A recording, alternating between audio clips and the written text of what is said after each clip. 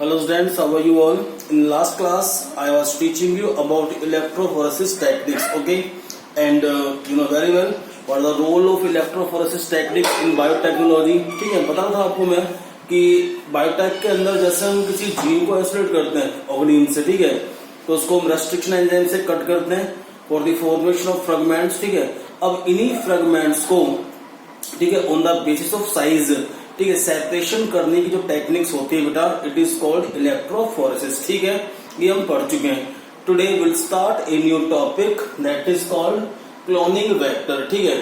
अब बात यह है, क्लोनिंग वेक्टर स्टार्ट करने से पहले आप समझें जो बेसिक है, ठीक है। बायोटेक के अंदर मैंने बताया था आपको कि बायोटेक के अंदर हम क्या कर रहे हैं कि एक ऑर्गेनिज्म से जीन को आइसोलेट कर रहे हैं, ठीक है। जीन को आइसोलेट, जीन क्या है, डीएनए है, ठीक है। उस डीएनए को आप कट कर रहे हैं bye the help of specific restriction endonuclease enzymes, ठीक है। फ्रेगमेंट्स बन रहे हैं, ठीक है। अब जो सुटेबल फ्रेगमेंट्स है, जो डिजायर्ड डीएनए फ्रेगमेंट्स है, उसको हम लाइगेट कर रहे हैं साथ किसके, वेक्टर के, ठीक है। जो वो वेक्टर है, ठीक है, वही क्लोनिंग वेक्टर है बेटा, ठीक है। हम उस वेक्टर डीएनए को भी कट कर रहे हैं सेम रेस्ट्रिक्शन एंजाइम से। जिस रेस्ट्रिक्शन एंजाइम से हमने कट किया है किसी फॉरेन डीएनए को, ठीक है, for making suitable DNA fragments, ठीक है, उसी सेम रेस्ट्रिक्शन एंजाइम से हम कट करते हैं वेक्टर डीएनए को, ठीक है। और फिर हम इस डीएनए के फ्रेगमेंट को साथ लाइगेट कर देते हैं किसके, वेक्टर डीएनए के, bye the help of A enzyme, by the help of an enzyme that is called DNA ligase that acts as a molecular glue। अब ये बन गया हमारे पास रिकॉम्बिनेंट डीएनए। अब मेन जो अपना टॉपिक है बेटा, उसमें ये जानना है कि why we use cloning vector, ठीक है, for expression और transferring foreign gene into the host cells, ठीक है। सिंपल सा ये बेटा कि जैसे बताऊं, इसका नाम ये वेक्टर है, ठीक है। वेक्टर यानी कि ये गाड़ी का काम कर रहा है, ठीक है। जैसे बताया ना कि जीन जो हमने बाहर निकाला है किसी ऑर्गेनिज्म से, ठीक है, उस जीन को हमने एक गाड़ी के अंदर बैठा दिया, ठीक है। अब जो ये गाड़ी है, जो ये व्हीकल है, ठीक है, ये उस जीन को कहां पर छोड़ के आएगा, किसी होस्ट सेल्स के अंदर, ठीक है। यही काम है बेटा क्लोनिंग वेक्टर का, ठीक है। और जो उसका मेन जो वर्क है, ठीक है, वो ये होता है कि ये जब होस्ट सेल्स में उस फॉरेन डीएनए को लेकर जाएगा बेटा, ठीक है, तो ये क्या करता है cloning vector, it self replicate, इसको किसी और की आवश्यकता नहीं होती है रेप्लिकेशन करने के लिए, ठीक है। इट ऑटोनोमसली सेल्फ रेप्लिकेट, और जितनी बार ये रेप्लिकेट होगा उतनी बार जो फॉरेन डीएनए हमने लिंक किया है साथ इसके, ठीक है, वो भी रेप्लिकेट होगा। समझ रहे हैं आप इस चीज को, ठीक है। अब जैसे हम बात कर रहे हैं वेक्टर की, तो वेक्टर में जैसे अब आप समझ गए होंगे मैं कहना चाह रहा हूँ, ठीक है। वेक्टर मीन्स क्या है, यहाँ पर व्हीकल है, ठीक है, जो ट्रांसफर करता है फॉरेन जीन को इनटू दी होस्ट सेल्स, ठीक है। जैसे आपको एक एग्जांपल और देता हूँ समझाने के लिए इसको मैं, ठीक है। जैसे आपने सुना होगा मलेरियल डिजीज के बारे में, ठीक है। तो मलेरियल डिजीज में क्या है, ठीक है, कि जो फीमेल मॉस्किटो है, फीमेल एनोफिलिस मॉस्किटो, ठीक है, वो ट्रांसफर करती है एक प्रोटोजोन्स को, प्लाज्मोडियम वाइवेक्स को, जो कोज करता है मलेरियल डिजीज, ठीक है। अब यहाँ पर वेक्टर फिर कौन हुआ, फीमेल एनोफिलिस मॉस्किटो, ठीक है। तो ऐसे ही जो फॉरेन जीन है जिससे हमको यूजफुल प्रोडक्ट चाहिए, ठीक है, समझ रहे हैं आप चीज को। जैसे बताया ना आपको मैंने कि उस जीन को आपने आइसोलेट किससे किया है, beta cells of pancreas gland, ठीक है, ह्यूमन की पैनक्रियाज ग्लैंड की बीटा सेल से आपने उस जीन को आइसोलेट किया है, ठीक है। अब इस जीन को अपने साथ जोड़ते हैं किसके, क्लोनिंग वेक्टर के, ठीक है। अब ये क्लोनिंग वेक्टर का क्या काम है कि एक तो इस जीन को ये ट्रांसफर करेगा कहां पर, होस्ट सेल्स के अंदर, ठीक है। और दूसरा उस होस्ट सेल्स के अंदर मल्टीपल कॉपीज बनाएगा, ठीक है, खुद भी रेप्लिकेट होगा, और जो फॉरेन जीन हमने भेजा है वो भी क्या करेगा बेटा, रेप्लिकेशन शो करेगा, ठीक है।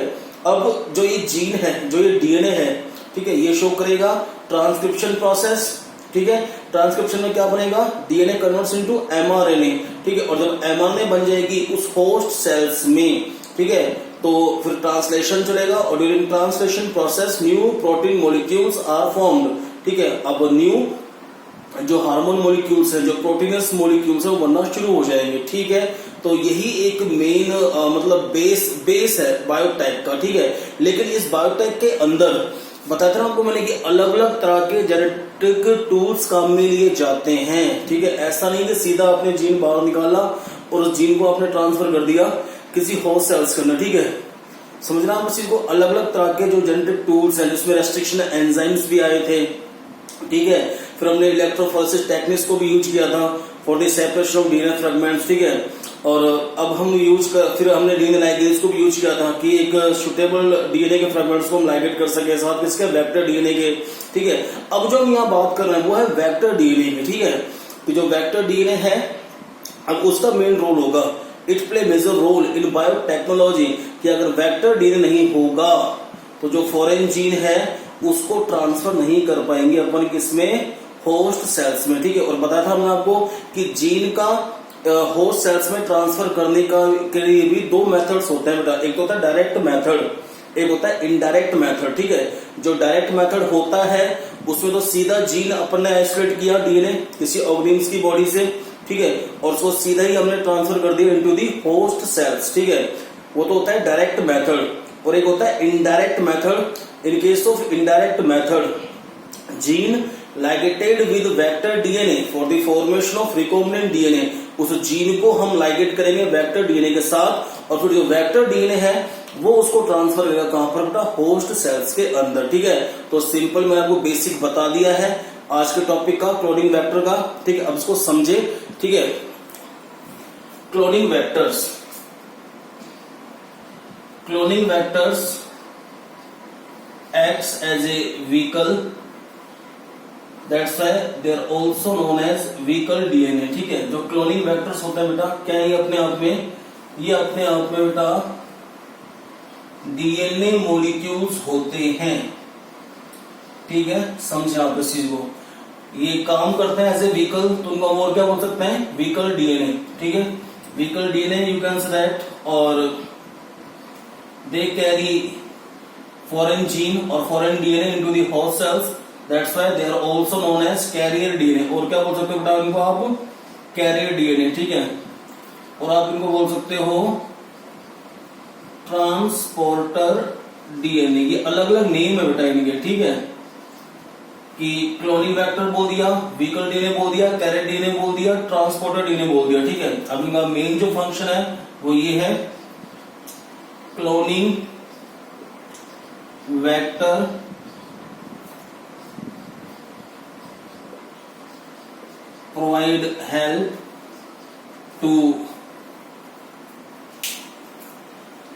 provide help to carry target DNA और फॉरेन डीएनए, जो मैं बार बार जीन बोलता हूं ना बेटा, जीन अपने आप में डीएनए होता है, ठीक है। टारगेट डीएनए और foreign DNA into the host cells, ठीक है। ये मेन फंक्शन है किसका बेटा, क्लोनिंग वेक्टर का, ठीक है। जिसको हमने क्या बोल दिया, व्हीकल डीएनए, कैरियर डीएनए और ट्रांसपोर्टर डीएनए, ठीक है। क्योंकि ये हेल्प कर रहा है for transferring foreign DNA into the host cells, ठीक है। फिर एक वर्ड यहां पर आ रहा है बेटा, जिसको हमने नाम क्या दिया है, क्लोनिंग, ठीक है। क्लोनिंग यानी ये रीजन है इसका कि बताया ना आपको मैंने कि क्लोनिंग वेक्टर के अंदर एक स्पेशल फीचर क्या होता है कि ये सेल्फ रेप्लिकेट करता है, ठीक है। जब भी इसको हम ट्रांसफर करेंगे with foreign DNA into the host cells, ठीक है। जब ये फॉरेन जीन को लेकर कहां पर जाएगा, होस्ट सेल्स के अंदर, ठीक है। तो वहां पर ये सेल्फ रेप्लिकेट करेगा बेटा, ठीक है। इसको किसी और के ऊपर डिपेंड होने की आवश्यकता नहीं है, ठीक है। इसलिए इसका ये मेन फीचर देखकर जेनेटिक इंजीनियर्स ने इसको यूज किया था बेटा as a vehicle DNA for transferring foreign gene into the host cells, ठीक है। इसका ये मेन फीचर है इसका, ठीक है। फिर बात चल रही है अपनी कि जो ये वेक्टर डीएनए है, ठीक है, cloning vector DNA you can write here, okay. क्योंकि डीएनए मॉलिक्यूल से होता है वेक्टर जो होता है, बताऊंगा अभी कौन कौन से वेक्टर्स होते हैं, ठीक है। अब जो क्लोनिंग वेक्टर्स है बेटा, क्लोनिंग यहां इंडिकेट कर रहे हैं मल्टीप्लेक्शन, ठीक है। कि एक जो कॉपी है, ठीक है, एक जो कॉपी है फॉरेन जीन की, ठीक है, वो फिर मल्टीपल कॉपीज बनाएगी, ठीक है। और जो कॉपीज बनेगी, मल्टीपल जो कॉपीज बनेगी, दे आर आइडेंटिकल, ठीक है, they are identical to parental DNA जिसको हमने भेजा है होस्ट सेल्स के अंदर, ठीक है, तो वो सब क्या कहलाएंगे बेटा, क्लोन्स कहलाएंगे। अब पता है इस चीज का मतलब कि क्लोन्स क्या होते हैं, clones genetically and morphologically similar to their parentals, ठीक है। तो जो पेरेंटल डीएनए हमने भेजा था, एक जो फॉरेन डीएनए भेजा था, ठीक है, तो उससे बहुत सारी डीएनए कॉपीज बनेंगी, उनको हम बोलते हैं क्लोन, ठीक है। And the formation of these multiple copies of DNA it is called cloning process, ठीक है। तभी इसको बोला हमने क्लोनिंग वेक्टर, कि ये वो डीएनए मॉलिक्यूल है जो जीन को ट्रांसफर तो कर रहा है होस्ट सेल्स के अंदर, साथ में ये हेल्प भी कर रहा है मल्टीप्लेक्शन के लिए, ठीक है, for the formation of many copies into the host cells, ठीक है। होस्ट सेल्स डिवाइड होती रहेंगी, ठीक है, क्योंकि होस्ट सेल्स जो है जिसके अंदर हमने ट्रांसफर किया है फॉरेन जीन को, ठीक है, वो भी तो शो करेगी ना सेल डिवीजन, वो डिवाइड होती रहेगी, उसके नंबर भी इंक्रीज होते रहेंगे, ठीक है। और जो हमने फॉरेन जीन भेजा है किसी एक होस्ट सेल्स के अंदर, ठीक है, तो वो फॉरेन जीन भी बेटा मल्टीप्लाई होगा और बहुत सारी उसकी कॉपीज बनेगी और वो भी होस्ट सेल्स के अंदर जाते रहेंगे, जो डिवीजन जो न्यू सेल्स बनेंगी, न्यू डॉटर सेल्स जो बनती रहेंगी, उनके अंदर वो फॉरेन जीन जाता रहेगा। समझ रहे हैं आप इस चीज को, ठीक है। तो आप ध्यान देंगे कि एक तो ये ट्रांसफर करने में हेल्प कर रहा है और दूसरा ये हेल्प करता है क्लोनिंग। क्लोनिंग मीन्स मल्टीप्लेक्शन, कि it provides help to make multiple copies of target DNA.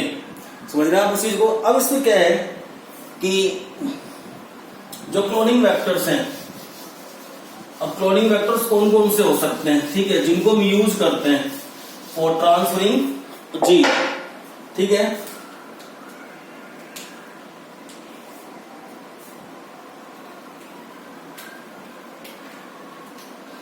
तो देखें,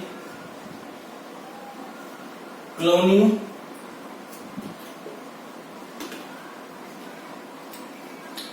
वेक्टर्स में भी कौन कौन सा हो सकता है ना, क्लोनिंग वेक्टर्स जिनको जेनेटिक इंजीनियरिंग में यूज करते हैं for transferring genes into the host cells, ठीक है।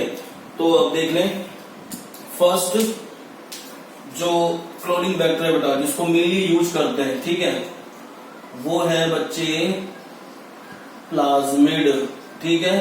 नंबर सेकंड जो है बैक्टीरियोफेज, ठीक है जी। नंबर थर्ड की हम बात कर रहे हैं प्लाज्मिड। नंबर फोर्थ जो है बेटा प्लाज्मिड। नंबर फिफ्थ जो है यैक, यैक की फुल फॉर्म है यीस्ट आर्टिफिशियल क्रोमोसोमल डीएनए, ठीक है जी। जो नंबर 6 पे है बैक, बैक को बोलूंगा मैं बैक्टीरियल आर्टिफिशियल क्रोमोसोमल डीएनए, ठीक है जी। नंबर 7 पे ट्रांसपोजोन्स, ठीक है। नंबर 8 पर टीआई प्लाज्मिड डीएनए और बहुत सारे मतलब, ठीक है, जो मेन है मैंने बता दिया आपको, ठीक है। अब इनमें से भी क्या है कि जो ये मैंने आपके सामने लिखे हैं, ठीक है, there are types of cloning vectors, ठीक है। प्लाज्मिड है, बैक्टीरियोफेज है, कॉस्मिड है, प्लाज्मिड है, यैक, बैक, ट्रांसपोजोन्स और टीआई प्लाज्मिड डीएनए, ठीक है। लेकिन आपको मेनली ध्यान देना बेटा कि जो हमारे सिलेबस में है, ठीक है, और जो मेनली बायोटेक के अंदर यूज्ड होते हैं वो क्लोनिंग वेक्टर्स बेटा, एक तो प्लाज्मिड है, ठीक है, दूसरा बैक्टीरियोफेज, ठीक है, and third one is YAC, बहुत कम रोल है, YAC, BAC, transposons and Ti plasmid DNA, ठीक है।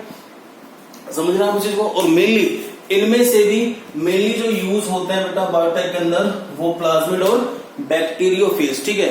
अब हम जानेंगे एक एक के बारे में कि इनके क्या क्या कैरेक्टर्स होते हैं, ये कहां प्रेजेंट होते हैं, ठीक है, और कितने बड़े डीएनए फ्रेगमेंट्स को ठीक है, ये ट्रांसफर करने में हेल्प करते हैं इनटू दी होस्ट सेल्स। ठीक है, तो अपना जो फर्स्ट टॉपिक है वो है बेटा प्लाज्मिड।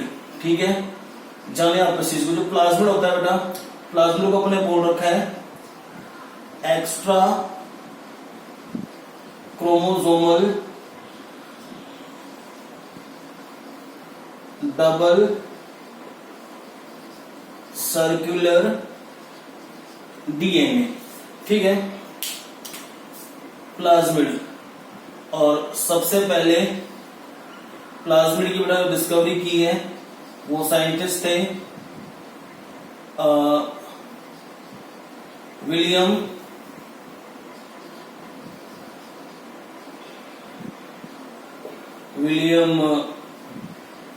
Hedge and लेडरबर्ग्स। ठीक है, इन 1952। ठीक है,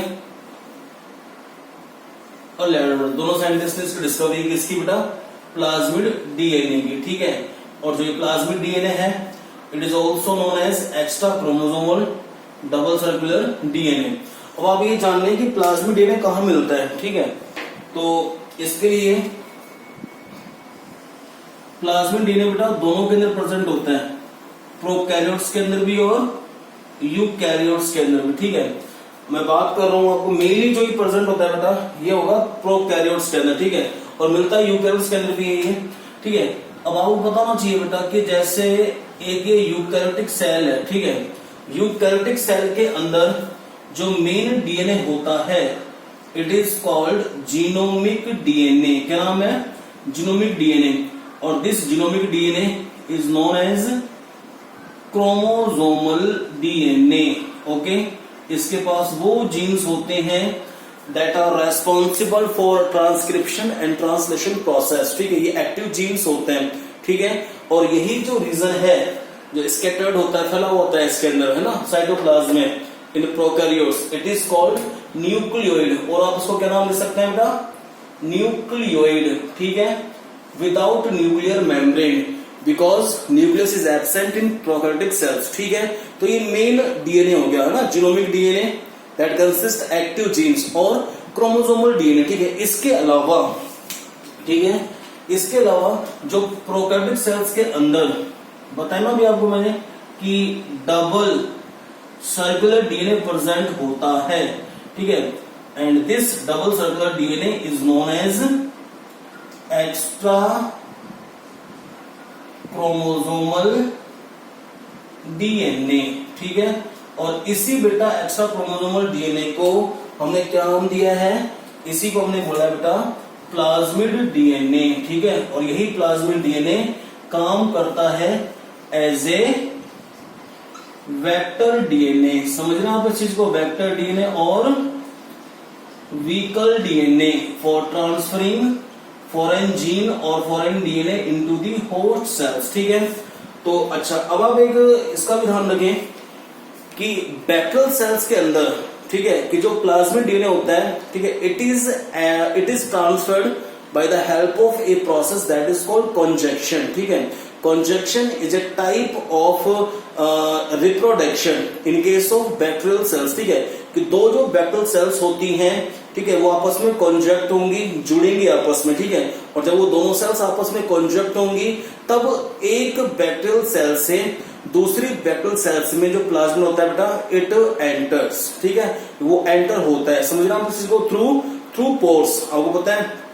कि जो सेल वॉल है, cell wall consist many pores. ठीक है, और जो प्लाज्मिड एंटर होता है प्रोकैरियोटिक सेल्स के अंदर, ठीक है, एक बैक्टीरियल सेल से दूसरी बैक्टीरियल सेल्स के अंदर, ठीक है, वो होता है बेटा by the help of conjugation process through pores. ये आपको ध्यान रखना है इस चीज का। ठीक है, और आप इतना समझेंगे कि इस क्रोमोसोमल डीएनए से ये जो होता है ना डबल सर्कुलर डीएनए, वो कहलाता है एक्स्ट्रा क्रोमोसोमल डीएनए। ठीक है, और यही एक्स्ट्रा क्रोमोसोमल जो डीएनए है it is called plasmid DNA.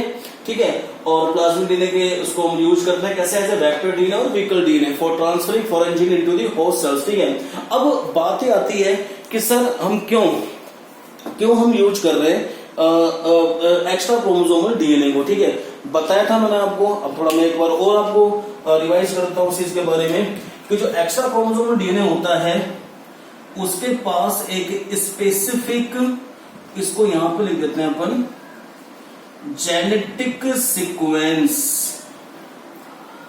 Sequence या स्पेसिफिक नाइट्रोजन बेस्ड सीक्वेंस होता है, जिसे हम बोल सकते हैं बेटा इनिशिएशन साइट बोल दो, ठीक है, और वैसे इसको आप बोल सकते हैं इस नाइट्रोजन बेस्ड सीक्वेंस की साइट को ओरी साइट, क्या बोल सकते हैं, ओरी साइट, ठीक है। ये मैंने आपको काफी नाम बता दिए, लेकिन मेनली इसको आप क्या बोलेंगे, ओरी साइट, ठीक है। और ये स्पेसिफिक नाइट्रोजन बेस्ड सीक्वेंस की साइट होती है। साइट मीन्स क्या होता है, रीजन, एरिया, ठीक है। अब देखो जब डबल स्टैंडर्ड ये डीएनए है तो ये जो ब्लू कलर से बना रहा हूं बेटा ये नाइट्रोजन बेस है, ठीक है, और जब एक नाइट्रोजन बेस है तो उसे कॉम्प्लीमेंट्री यहां पर होगा, ठीक है। तो यानी कि स्पेसिफिक ये नाइट्रोजन बेस सीक्वेंस का वो घर है जो किस नाम से जाना जाता है, ओरी साइट के नाम से, ठीक है।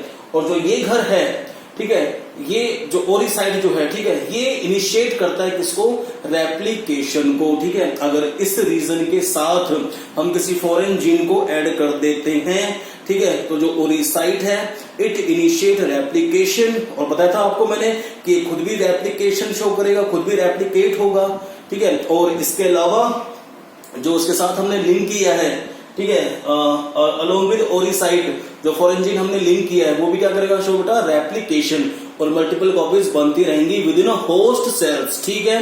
फिर हम बात कर रहे हैं, अब आप जाने इसके कैरेक्टर्स है ना प्लाज्मिड डीएनए के, प्लाज्मिड डीएनए को हम क्यों यूज कर रहे हैं, ठीक है।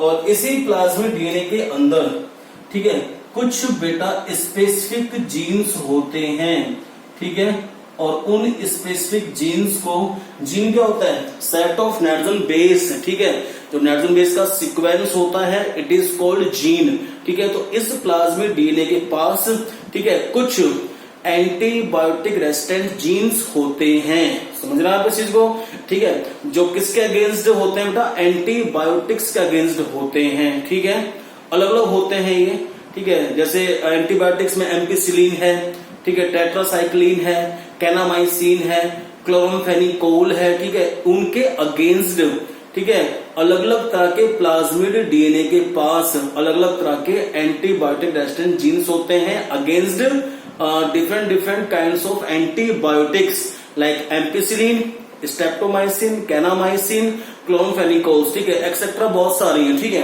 तो ये दो कैरेक्टर्स की वजह से जो प्लाज्मिड डीएनए है it is used as a vector DNA.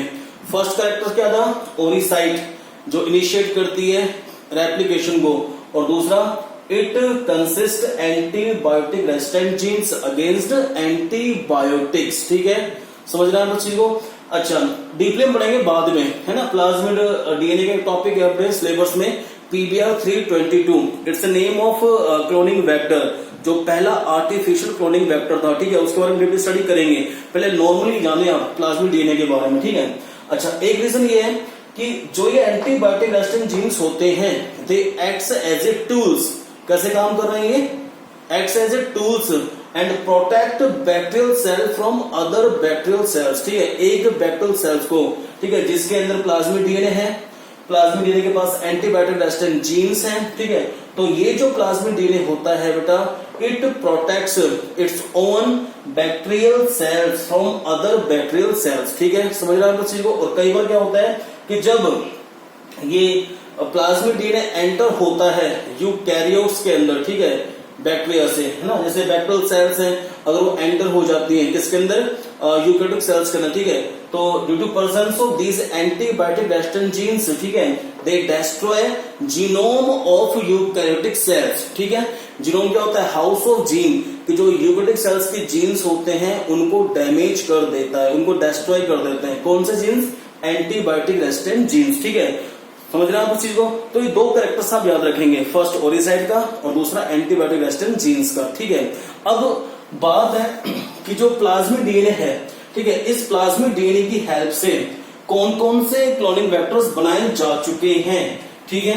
देखो जो प्लाज्मिड डीएनए से है बनाए जा चुके हैं बेटा, बहुत सारे क्लोनिंग वेक्टर्स बनाए जा चुके हैं, ठीक है। वो बताता हूं, जैसे आपको मैं एग्जांपल यहाँ लिख देते हैं, ये तो आप समझ गए होंगे, ठीक है, कि प्लाज्मिड डीएनए कहाँ प्रेजेंट होता है और एक बैक्टीरियल सेल्स के अंदर दूसरी बैक्टीरियल सेल से किस तरह ट्रांसफर होता है ना। तो प्लाज्मिड डीएनए से कौन कौन से क्लोनिंग वेक्टर्स बनाए जा चुके हैं। जैसे फर्स्ट जो आर्टिफिशियल क्लोनिंग वेक्टर है बेटा, ठीक है, उसको आप नाम देंगे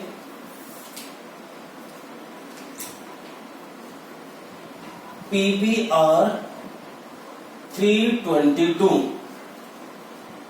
PBR 325, PBR 326, PBR 27, PBR 328, ठीक है। फिर PUC 18, PUC 19 एक्सेट्रा, ठीक है, बहुत सारे हैं, ठीक है। अब जो P है, ये P इंडिकेट कर रहा है बेटा प्लाज्मिड को। तो पता है ना आपको कि जो एक्स्ट्रा क्रोमोसोमल डीएनए होता है वही तो प्लाज्मिड डीएनए होता है, ठीक है, और उसी प्लाज्मिड डीएनए को हम यूज करते हैं एज ए वेक्टर डीएनए, ठीक है। तो जो नाम है, ठीक है, P इंडिकेट कर रहा है प्लाज्मिड को, ठीक है, और जो BR है वो इंडिकेट कर रहा है साइंटिस्ट के नेम बोलिवर और रॉड्रिगेज, ठीक है। अपने जो सिलेबस में है वो ये है बेटा PBR 322, ठीक है, ये भी है, ये भी बनाए थे साइंटिस्ट ने, ठीक है, कंस्ट्रक्ट किया था इनको लैब के अंदर, ठीक है। अब जैसे PUC है तो P यहां पर क्या इंडिकेट कर रहा है प्लाज्मिड को, UC यूनिवर्सिटी ऑफ कैलिफोर्निया, ठीक है। तो लेकिन मेनली हमें किसके बारे में पढ़ना है अपने सिलेबस में, PBR 322 के बारे में, ठीक है, वो हम पढ़ेंगे बाद में। तो मेन बात ये थी कि इस प्लाज्मिड डीएनए से बहुत सारे डीएनए बनाए जा चुके हैं, मतलब बहुत सारे क्लोनिंग वेक्टर्स बनाए जा चुके हैं, ठीक है, for transferring foreign gene into the host cells, ठीक है। अच्छा, अब मेन जो है वो आप ये ध्यान देंगे, अब मेन इसका वो आ गया रोल बेटा कि भाई इसका फंक्शन क्या है प्लाज्मिड डीएनए का, ठीक है। प्लाज्मिड डीएनए क्या होता है बेटा कि जब ये ट्रांसफर करता है किसी जीन को, किसी डीएनए को इनटू दी होस्ट सेल्स, ठीक है, तो उस डीएनए की 1 से 2 कॉपीज फॉरेन डीएनए की, ठीक है, पर सेल, या फिर 200 to 500 कॉपीज इन पर होस्ट सेल्स, ठीक है। ये फर्स्ट कैरेक्टर है, ठीक है। ये बनाने में हेल्प करता है कौन, प्लाज्मिड डीएनए, या तो किसी होस्ट सेल्स के अंदर फॉरेन डीएनए की 1 या 2 कॉपीज बनाएगा bye the help of replication, या फिर 200 to 500 copies of target DNA into the host cells, ठीक है। ये डिपेंड करता है टाइप्स ऑफ प्लाज्मिड डीएनए के ऊपर, ठीक है। और जो उसका दूसरा मेन जो फैक्टर है वो ये है बेटा कि प्लाज्मिड डीएनए अपने साथ 15 kb जो डीएनए फ्रेगमेंट्स है उसको अपने साथ लाइगेट कर सकता है और ट्रांसफर कर सकता है कहां पर, इनटू दी होस्ट सेल्स, ठीक है। 15 kb साइज है डीएनए फ्रेगमेंट्स का, ठीक है, वो डीएनए फ्रेगमेंट जिसको लाइगेट करेंगे अपन साथ किसके, वेक्टर डीएनए के, ठीक है। 15 kb मैं बताया था आपको कि एक जो kb होता है it has 1000 atom base pairs, ठीक है।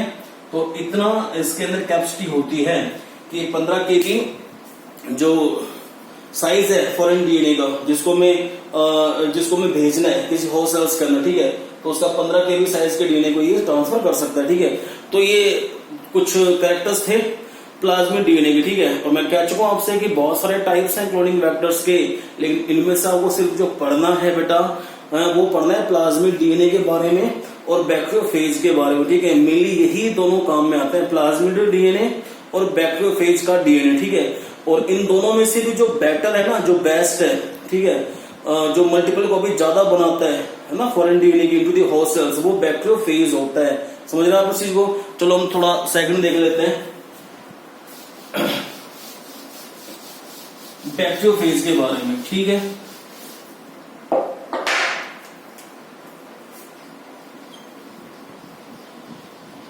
बैक्टीरियोफेज आपको पता है बेटा कि जो बैक्टीरियोफेज है they are known as infectious virus. क्या कहलाते हैं बेटा, ये इन्फेक्शियस वायरस कहलाते हैं, ठीक है। और इनको आप बोल सकते हैं बैक्टीरिया ईटर। क्या बोल सकते हो? Bacteria eater. ठीक है, यानी कि जो बैक्टीरियोफेज होते हैं वो इन्फेक्ट करते हैं किसको बेटा? बैक्टीरियल सेल्स को। समझ रहे हैं आप इस चीज को? ठीक है, और इसमें यह है कि जैसे थोड़ा सा यहां पर भी देख लें कि ये जैसे बैक्टीरियल सेल है कोई भी, ठीक है, ठीक है,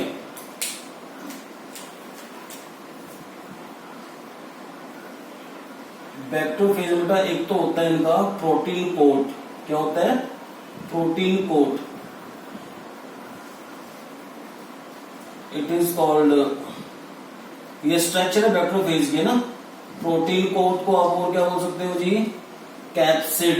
ठीक है, ये होती है कॉलर और इसके बाद ये होती है टेल्स। ठीक है, ये प्रोटीन रीजन है सारा। समझ रहे हैं आप इस चीज को? और ये होता है इसके अंदर जेनेटिक मटेरियल, और जेनेटिक मटेरियल कौन सा है यहाँ पर? ठीक है, डीएनए। ठीक है, तो इसमें क्या है, देखो मेनली जो बता दिया आपको मैंने, ठीक है, कि जो बैक्टीरियोफेज होते हैं, ठीक है, वो इन्फेक्शियस वायरस होते हैं। ठीक है, इन्फेक्शियस वायरस तो हैं और ये इन्फेक्ट करते हैं किसको? बैक्टीरियल सेल को। ठीक है, सिंपल सी बात ये है कि जो बैक्टीरियोफेज होते हैं बेटा ये खुद रेप्लिकेशन शो नहीं कर पाते हैं। They do not show replication process without any kind of host cells. ठीक है, या तो ये एंटर कहां पे होंगे? प्रोकैरियोटिक सेल्स के अंदर, या फिर एंटर कहां पे होंगे बेटा? यूकैरियोटिक सेल्स के अंदर। ठीक है, किसके लिए? For replication. ठीक है, इसलिए इनको होस्ट सेल्स चाहिए होती है रेप्लिकेशन करने के लिए। ठीक है, ये अकेले खुद रेप्लिकेशन शो नहीं कर सकते हैं। ठीक है, एक तो ये ध्यान रखेंगे। दूसरा क्या है कि जो बैक्टीरियोफेज है बताया ना, वो इन्फेक्ट करता है बैक्टीरियल सेल्स को। क्यों इन्फेक्ट करता है वो रीजन भी आप जान चुके हैं कि सर ये खुद रेप्लिकेशन तो शो करता नहीं है, इसको कोई दूसरी होस्ट सेल्स चाहिए होती है। ठीक है, और दूसरी होस्ट सेल्स कौन सी है? ये बैक्टीरियल सेल्स। यहां लिख देते हैं अपन बैक्टीरियल सेल्स। ठीक है, अब क्या है कि इस बैक्टीरियल सेल्स के अंदर, अच्छा एक रीजन और इसका है बेटा, रीजन का एक कैरेक्टर है इसका, ठीक है, बैक्टीरियोफेज का, कि इसके पास बेटा एक स्पेशल एंजाइम होता है। नाम क्या है उसका? लाइसोजाइम। ठीक है, and I think so that you know very well what the role of lysozyme enzyme. ठीक है, जो लाइसोजाइम एंजाइम होता है बेटा it breaks outer cell wall of bacterial cell. ठीक है, फिर जैसे उसने लाइसोजाइम एंजाइम ने इसकी दीवार को तोड़ दिया, किसकी दीवार? बैक्टीरियल सेल की दीवार। ठीक है, और फिर जैसे तोड़ दिया तो फिर अब जो बैक्टीरियोफेज का डीएनए है, बैक्टीरियोफेज का डीएनए कहां पर एंटर हो जाएगा बेटा? Enter into the bacterial cell. समझ रहे हैं आप इस चीज को? अब जो बैक्टीरियोफेज का डीएनए है वो डिस्टर्ब करेगा बैक्टीरियल सेल्स के डीएनए को। ठीक है, या तो साथ उसके इंटीग्रेशन शो करेगा, इंटीग्रेट हो जाएगा, या फिर उसके बैक्टीरियल सेल्स के डीएनए को क्या कर देगा बेटा? डिस्ट्रॉय कर देगा। ठीक है, जैसे ये बैक्टीरियल सेल्स का डीएनए, ठीक है, इसको क्या कर दिया? डिस्ट्रॉय कर दिया। समझ रहे हैं आप इस चीज को? दूसरा क्या है कि जो ये बैक्टीरियोफेज का डीएनए होता है, ठीक है, it use machinery of bacterial cells. ठीक है, बैक्टीरियल सेल्स की मशीनरी को यूज करता है। किस प्रोसेस के लिए? नाम बताओ, आर से नाम स्टार्ट है, रेप्लिकेशन के लिए। ठीक है, क्योंकि बताया ना खुद ये रेप्लिकेशन शो नहीं करता है, ये डिपेंड होता है दूसरी सेल के ऊपर। समझ रहे हैं आप इस चीज को? ठीक है, तो अब देखें कि ये बैक्टीरियल सेल्स के डीएनए को डिस्ट्रॉय या तो इंटीग्रेशन शो करेगा, या तो उसके साथ लाइगेट हो जाएगा। ठीक है, इंटीग्रेशन शो करेगा, ठीक है, रेप्लिकेशन करने के लिए, या फिर उसको ये डिस्ट्रॉय कर देता है। समझ रहे हैं आप इस चीज को? और जो बैक्टीरियल सेल्स की मशीनरी है, जो एंजाइम्स हैं, ठीक है, उनको यूज करेगा किसके लिए? रेप्लिकेशन के लिए। और रेप्लिकेशन के दौरान अपनी कॉपीज को इंक्रीज करेगा बेटा इनटू दी होस्ट सेल्स। ठीक है, बैक्टीरियल सेल्स के अंदर अपनी कॉपीज को इंक्रीज करेगा। ठीक है, डीएनए मॉलिक्यूल्स बहुत सारे बनेंगे bye the help of replication. और जब डीएनए बनेगा तो पता है आपको ट्रांसक्रिप्शन चलेगा इसी बैक्टीरियल सेल्स के अंदर। ट्रांसक्रिप्शन में क्या बनती है बेटा? एमआरएनए बनता है। ट्रांसक्रिप्शन के बाद जब एमआरएनए बन जाएगा तो mRNA play major role for translation process for the formation of protein. ठीक है, और बताया अभी आपको मैंने, जैसे टेल है, ये पोलर है, ये प्रोटीन कोट है, सब क्या प्रोटीनस पार्ट है। ठीक है, और न्यू वायरसेस बनना शुरू, सॉरी न्यू बैक्टीरियोफेज, हाँ जो इन्फेक्शस वायरसेस होते हैं ये बनना शुरू हो जाते हैं कहां पर, बैक्टीरियल सेल्स के अंदर, ठीक है। और फिर ये बैक्टीरियल सेल्स की वॉल को तोड़ेंगे और ये बाहर निकल के आएंगे, ठीक है। न्यू बैक्टीरियोफेज जो बने हैं किसके अंदर, बैक्टीरियल सेल्स के अंदर, ठीक है। ये पूरा एक इन्फेक्शन का बारे में बता दिया आपको मैंने कि भाई बैक्टीरियोफेज किस तरह इन्फेक्ट करता है बैक्टीरियल सेल्स को, ठीक है। लेकिन आपको सिर्फ इतना जानना है अपने सिलेबस के अकॉर्डिंग कि जो बैक्टीरियोफेज का डीएनए होता है it is used as a cloning vector, ठीक है। शॉर्ट एंड स्वीट सिंपल सा गेम क्या था कि जो बैक्टीरियोफेज जो इन्फेक्शियस वायरस होते हैं जो इन्फेक्ट करते हैं बैक्टीरियल सेल्स को, ठीक है, किस लिए करते हैं, रेप्लिकेशन के लिए, ठीक है। और बैक्टीरियल सेल्स का सामान यूज करते हैं ये, ठीक है, उसी के एंजाइम को यूज करते हैं, उसी की मशीनरी को यूज करते हैं ये, ठीक है, किसके लिए, रेप्लिकेशन के लिए, ट्रांसक्रिप्शन के लिए, ट्रांसलेशन के लिए, ठीक है। समझ रहे आप इस चीज को। लेकिन इसका बस ये आपको जानना था कि जो बैक्टीरियोफेज का डीएनए होता है it is used as a cloning vector for transferring foreign gene into the host cells, ठीक है। और दूसरा ये होता है कि जो प्लाज्मिड डीएनए होता है जो अपने बाहर निकला था बैक्टीरियल सेल से, ठीक है, जो वेक्टर डीएनए था, समझ रहे हैं, उस प्लाज्मिड डीएनए की तुलना में जो बैक्टीरियोफेज का डीएनए होता है जिसको हम यूज करते हैं एज ए क्लोनिंग वेक्टर, ठीक है, वो मल्टीपल कॉपीज बनाएगा, वो ज्यादा कॉपीज बनाएगा, हाई नंबर कॉपीज बनाएगा फॉरेन डीएनए की into the host cells then compare to plasmid DNA, okay, that was isolated from bacterial cell. समझ रहे हैं डिफरेंस कि बैक्टीरियल सेल्स का जो प्लाज्मिड डीएनए था वो कम कॉपी नंबर बनाएगा इनटू दी होस्ट सेल्स, है ना, उस फॉरेन डीएनए की जो हमने भेजा है उसके साथ लाइगेट करके, ठीक है। और जो बैक्टीरियोफेज के डीएनए को हम यूज करते हैं एज ए क्लोनिंग वेक्टर, ठीक है, तो वो ज्यादा कॉपीज बनाएगा फॉरेन डीएनए की इनटू दी होस्ट सेल्स, ठीक है। यही एक मेजर डिफरेंस है इनके बीच में, समझ रहे हैं। अब जो बैक्टीरियोफेज है ये भी पता आपको होना चाहिए कि वो कौन से बैक्टीरियोफेज हैं जिनको हम यूज करते हैं for the formation of cloning vectors, ठीक है। एक तो होता है लैम्बडा फेज, शॉर्ट में लिख दिया मैंने लैम्बडा बैक्टीरियोफेज, और एक है बेटा M13 बैक्टीरियोफेज। ये दोनों जो बैक्टीरियोफेज हैं बेटा ये बायोटेक के अंदर यूज होते हैं for the formation of cloning vectors. समझ रहे हैं आप इस चीज को, ठीक है। ये दो मेन टाइप्स थे क्लोनिंग वेक्टर्स के, ठीक है, जिनको हम यूज करते हैं for transferring foreign gene into the host cells, ठीक है। ये बार बार मैं आपको इसलिए बता रहा हूं कि क्लोनिंग वेक्टर्स का काम ही यही है, ठीक है। जो ये वेक्टर जो व्हीकल डीएनए है इसका फंक्शन यही है, ठीक है। हाँ, एक जो इंपॉर्टेंट फीचर बताना भूल गया हूं वो ये है कि जो बैक्टीरियोफेज का जो डीएनए होगा, ठीक है, जिसको हम यूज करेंगे एज ए क्लोनिंग वेक्टर्स, ठीक है, तो वो अपने साथ, ठीक है, जैसे हम बात कर रहे हैं लैम्बडा फेज के डीएनए के बारे में, ठीक है, लैम्बडा फेज का डीएनए, ठीक है, जो यूज है कैसे एज ए क्लोनिंग वेक्टर, ठीक है, तो ये अपने साथ करीब 15 kb साइज के डीएनए फ्रेगमेंट्स को लाइगेट करवा सकता है, ठीक है। इतना मतलब जो 15 kb साइज का जो डीएनए फ्रेगमेंट्स है उसको लाइगेट कर सकते हैं लैम्बडा फेज के डीएनए के साथ जो काम कर रहा है एज ए क्लोनिंग वेक्टर्स का, ठीक है। यानी कि 15 kb साइज का जो फॉरेन डीएनए है, ठीक है, it can easily transferred into the host cells by the help of bacteriophage DNA that acts as a cloning vectors, ठीक है। समझ रहे हैं आप इस चीज को। तो बताया था आपके बहुत सारे क्लोनिंग वेक्टर्स हैं बेटा, जैसे प्लाज्मिड है, बैक्टीरियोफेज है, कॉस्मिड है, फेजमिड है, यैक YAC यैक, BAC बैक है, ट्रांसपोजोन्स है, TI प्लाज्मिड वेक्टर्स है, ठीक है। लेकिन इन सब में से जो यूजफुल क्लोनिंग वेक्टर्स हैं बेटा जिनको यूज करते हैं बायोटेक के अंदर वो कौन है, प्लाज्मिड और बैक्टीरियोफेज, ठीक है। बाकी आपको अगर उनके बारे में जानना है तो थोड़ा थोड़ा मैं उन सबके बारे में बता दूंगा आपको, ठीक है। लेकिन मेनली हमें जो पढ़ना है क्लोनिंग वेक्टर्स के बारे में वो PBR 322 है। कौन है बेटा, PBR 322, ठीक है। और इन्हीं क्लोनिंग वेक्टर्स के हमें फीचर्स के बारे में जानना है कि भाई मेनली फीचर्स कौन कौन से होते हैं, ठीक है। थोड़ा बहुत देख लें, बाकी डीपली तो जब हम PBR 322 पढ़ेंगे, ठीक है, तो डीपली मैं आपको उस समय बताऊंगा, ठीक है। अभी आप नॉर्मली जानने फीचर्स ऑफ क्लोनिंग वेक्टर, जिसको भी हमने यूज किया है, ठीक है, एज ए क्लोनिंग वेक्टर्स। उनके मेन फीचर कौन से होने चाहिए, ठीक है। एक तो बताया आपको मैंने अभी ओरिसाइट के बारे में कि स्पेसिफिक नाइट्रोजन बेस सीक्वेंस की एक साइट होती है ओरिसाइट, ओरिसाइट होना जरूरी है, ठीक है, क्योंकि ओरिसाइट होगी तभी वो क्या शो करेंगे बेटा, रेप्लिकेशन। तभी जिस फॉरेन डीएनए को हमने भेजा है उस वेक्टर डीएनए के साथ लाइगेट करके वो क्या शो करेगा, रेप्लिकेशन, ठीक है। ओरिसाइट का मेन रोल होता है, ठीक है। और यही ओरिसाइट जो न्यू डीएनए मॉलिक्यूल्स बनते हैं, जो न्यू कॉपीज बनती है डीएनए की, ठीक है, उसको कंट्रोल करने में भी हेल्प करती है, ठीक है। जानेंगे अपन इसके बारे में बाद में। दूसरा, सेलेक्टेबल मार्कर।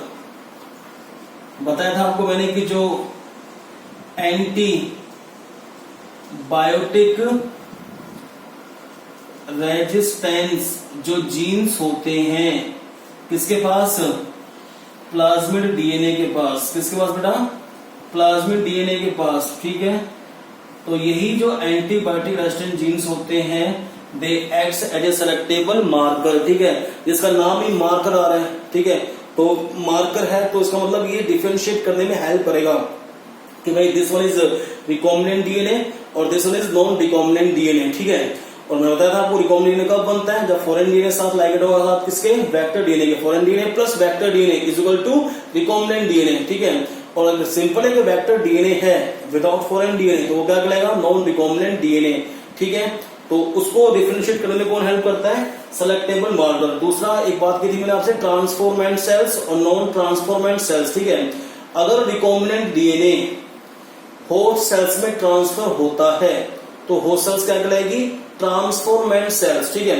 और अगर रिकॉम्बिनेंट डीएनए होस्ट सेल्स में ट्रांसफर नहीं होता है तो क्या कहलाएगी, नॉन ट्रांसफॉर्मेंट। समझ रहे हैं आप इस चीज को, ठीक है। तो उन दोनों सेल्स को भी डिफरेंशिएट करने में कौन हेल्प करता है, सेलेक्टेबल मार्कर्स, ठीक है। जानेंगे अभी एग्जांपल के साथ, जब हम पीबीआर 322 के बारे में पढ़ेंगे ना तो उस समय इनका पूरा रोल आएगा, ठीक है। और नंबर थर्ड है कि जो क्लोनिंग वेक्टर्स होते हैं दे हैव रेस्ट्रिक्शन साइट। क्या होती है बेटा उनके पास, रेस्ट्रिक्शन साइट्स होती है, ठीक है। और जो रेस्ट्रिक्शन साइट्स होती हैं they are also known as recognization site और क्लोनिंग साइट, ठीक है। ये वो रेस्ट्रिक्शन साइट्स होती हैं जो हेल्प करती है किसकी, रेस्ट्रिक्शन एंडोन्यूक्लियस एंजाइम्स की, कि भाई आ जाओ हमारे पास, ठीक है। हम वो साइट है, हम वो जगह हैं, ठीक है, जिनके पास तुम्हारे लिए specific palindromic nitrogen base sequence है। समझ रहे हैं आप इस चीज को, ठीक है। मैं वो Eco R first restriction site हूं कि मेरे पास क्या है, GAATTC। तो किसको बुला रही है वो, इको आर फर्स्ट को, कि भाई आओ आपके लिए स्पेसिफिक नाइट्रोजन बेस सीक्वेंस है GAATTC, क्योंकि पता है ना कि इको आर फर्स्ट कहां से कट करता है, G और A के बीच में से। समझ रहे हैं आप इस चीज को। तो यानी कि एक जो वेक्टर डीएनए होता है, एक जो प्लाज्मिड डीएनए होता है बेटा, उसके पास, ठीक है, बहुत सारी क्लोनिंग साइट्स होती हैं जिनको हम बोलते हैं रेस्ट्रिक्शन साइट्स, ठीक है। And these many cloning sites are known as multiple cloning sites, ठीक है। और ये हर एक जो क्लोनिंग साइट, एक जो रेस्ट्रिक्शन साइट्स होती है वो स्पेसिफिक रेस्ट्रिक्शन एंडोन्यूक्लियस के लिए रेस्पॉन्सिबल होती है, उसको इनवाइट करती है फॉर कटिंग, कि भाई काट, क्योंकि जब वेक्टर डीएनए कटेगा तभी तो वहां पर फॉरेन डीएनए लाइगेट होगा bye the help of DNA ligase enzyme. समझ रहे हो मैं कहना चाह रहा हूँ, ठीक है। मैंने बताया था ना आपको इको आर फर्स्ट का रोल, ठीक है, कि फॉरेन डीएनए को भी कट किया, वेक्टर डीएनए को भी कट किया, ठीक है, स्टिकी एंड्स बने, फिर फॉरेन डीएनए वेक्टर डीएनए के साथ लाइगेट हुआ, फिर क्या बनेगा, रिकॉम्बिनेंट डीएनए, ठीक है।